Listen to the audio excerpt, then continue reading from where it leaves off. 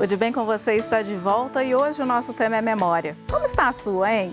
Manda uma mensagem pra gente no nosso WhatsApp, o 31 99642 8473. Eu quero aproveitar para falar para você participar de um sorteio aqui na TV Horizonte. É para o filme O Maior Presente, a gente vai mostrar aqui. Manda uma frase, a melhor frase sobre esse filme, sobre esse tema, O Maior Presente. Opa, tô entortando aqui. A melhor frase sobre esse filme vai ganhar este par de ingressos, tá ok? Aí as respostas e os vencedores estarão disponíveis no site da TV Horizonte. Bom, gente, a gente estava conversando, terminamos falando do que piora a memória, mas também tem o que melhora a memória, né? E um dos fatores que vai melhorar é a alimentação. Antes da gente continuar conversando, vamos só ver então o que a nutricionista Marcela Fernandes falou a respeito disso, da importância da alimentação. Existem alimentos que geram processos inflamatórios no nosso cérebro, fazendo com que perdemos a memória, causa ansiedade, estresse, gera estresse, fora a rotina também do nosso dia a dia, do nosso cotidiano. Então, esses alimentos geralmente são ricos em açúcar, industrializados, alimentos que estão muito presentes no nosso cotidiano, fazendo com que a gente perca esse tipo de memória devido a essa inflamação que gera no nosso cérebro. Embora seja verdade que os ácidos graxos estão ligados 100% à ação cognitiva, estamos esquecendo de algumas vitaminas e nutrientes, como vitamina C, vitamina D, ferro, cobre, cromo, zinco, e com isso a nossa alimentação acaba sendo afetada. Então, ingerir mais, incluir na nossa alimentação do nosso dia a dia alimentos vegetais verdes escuros, oleaginosas, grão de bico, temperos como canela, cúrcuma, açafrão, cacau também, assim como peixes, né, o próprio ômega 3. E a Marcela falou para a gente também que além desses alimentos, fazem bem para a memória a azeitona, o abacate e o azeite. Então, eu vi vocês balançando a cabeça, concordando com tudo. Verdade. É por aí, né? Sim. Quer comentar, Cláudia? Não, eu acho que os alimentos sempre são bem-vindos, né? Hoje a gente tem que, na verdade, os alimentos podem se tornar o seu remédio. Então, a gente tem que fazer desses alimentos o nosso alimento e o nosso remédio. Pensando assim, esses ácidos graxos, essas gorduras saudáveis, né, são super benéficas para o nosso corpo. Não só para o corpo, mas também tudo que puder nos auxiliar, porque às vezes a gente acha que vou comer um doce. Muitas vezes esse doce, ele pode me dar energia, mas não necessariamente o que você precisa de ingerir, você precisa ingerir uma energia, porém, não necessariamente é um doce, né? E as pessoas confundem, né? Uma glicose, você precisa dar uma glicose para o seu cérebro, então não necessariamente é um doce, você pode dar vários alimentos saudáveis que são benéficos para o seu corpo. Lembrando, né, que essa história de a gente alimentar de 3 em 3 horas, isso tem um fundamento para que a gente mantenha esse nível de glicose alto. Só um complemento que eu gostaria de fazer em relação também à vitamina B12. Sim. A vitamina B12 também é muito importante para a memória, para a cognição. Isso. E então nós precisamos ficar atentos também a isso, principalmente quem é vegetariano, porque a vitamina B12 é na carne vermelha. Na carne vermelha. Sim. Eu estava vendo na pesquisa, na produção do programa, a respeito disso. Muita gente também, na esperança de ter uma memória melhor, ingere muita quantidade de vitamina B12. Não é assim, né? Tem que ser com moderação, com acompanhamento. Onde que a pessoa pode encontrar essa vitamina? A vitamina na alimentação normal? Isso. Carne vermelha, né? Basicamente. Sim, por isso que vegetariano tem que fazer a suplementação.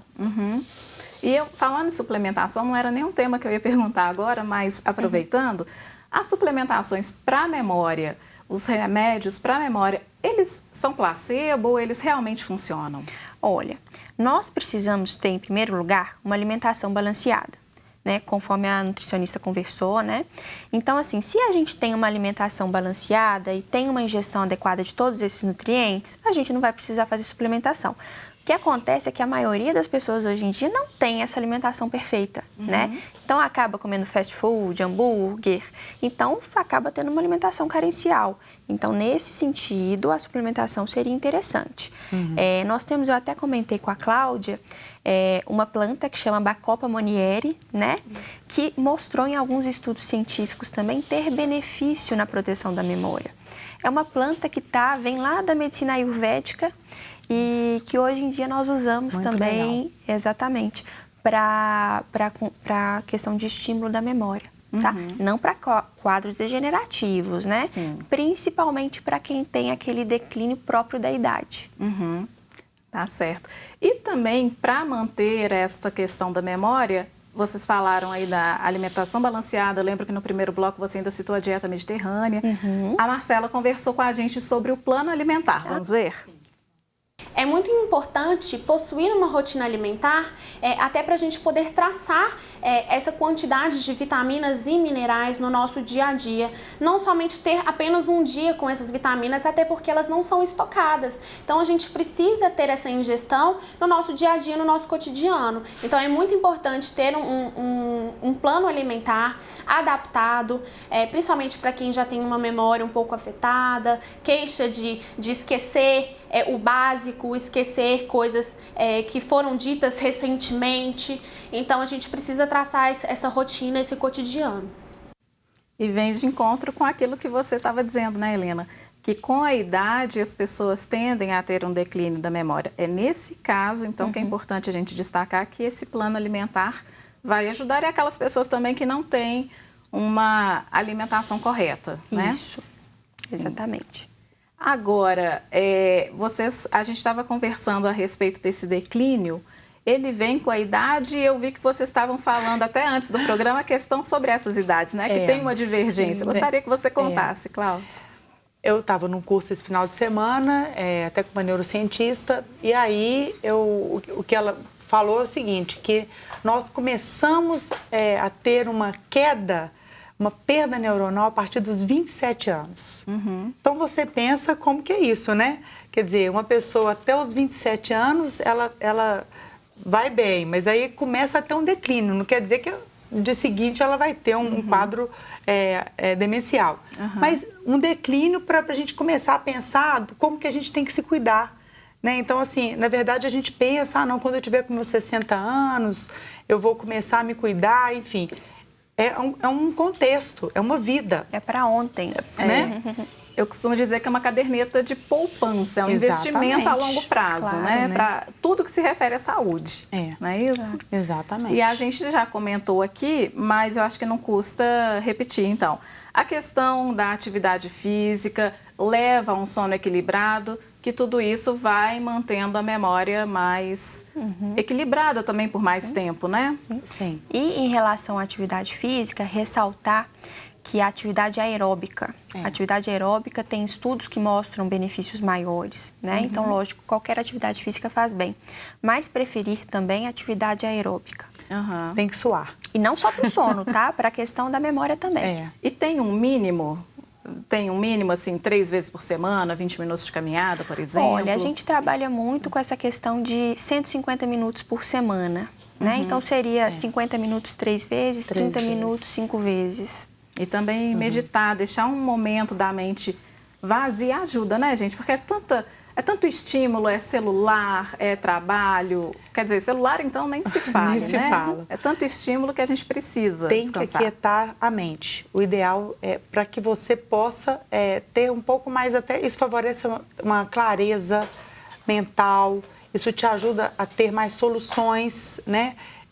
Planejamento, favorece toda essa questão, principalmente do lobo frontal, para que você tenha essas suas funções executivas mais preservadas. Muitas vezes, se você aquieta a sua mente, você consegue ter resoluções para problemas, né? Ter um processo de aprendizagem melhor, quando você consegue respirar. É importante as pessoas respirarem, porque você tem que oxigenar o seu cérebro, né?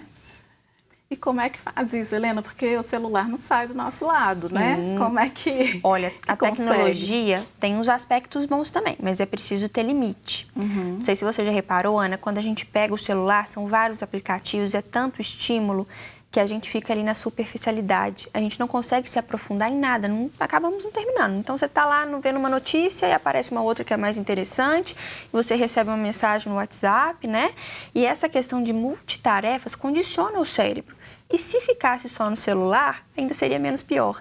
Mas você acaba levando esse condicionamento para outras situações da vida, né? Então, isso prejudica muito até a aquisição da informação e a consolidação da memória. Sim. Então, tem que ter limite.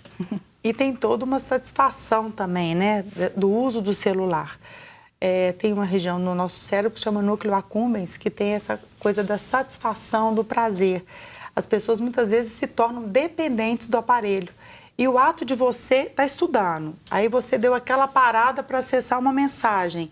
E às vezes daquela mensagem você vai embora. Quando você tenta voltar para o estudo, estudos mostram que para você retomar nesse estudo, você gastaria 23 minutos. Você É que muita trabalha coisa, né? muito, né, Cláudia, com estudantes que vão prefazer Enem, concursos públicos. Isso. É muito fácil se distrair, né? E aí a memória já era.